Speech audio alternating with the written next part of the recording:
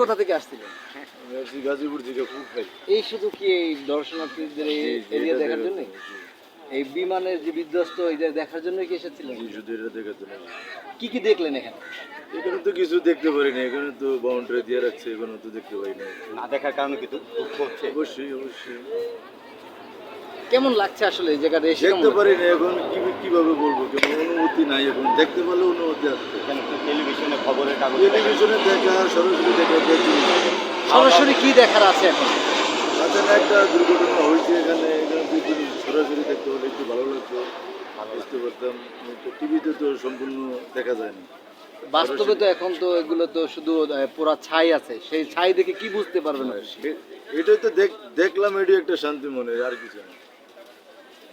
এখানে যে কি খাইছেন আজকে? ফুচকা না, আমি মাত্র আসলাম।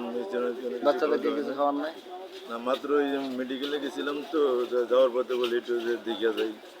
স্ত্রী বলতে যে দেখিয়া যাবে, এই জন্য আর কি করতে না দেখে আবদার রাখার জন্য কি এসেছেন? নিজের আগ্রহ ছিল, নিজের আগ্রহ থেকে আছে।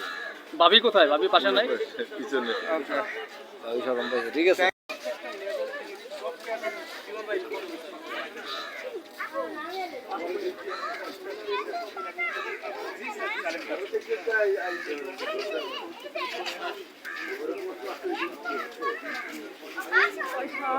প্রথম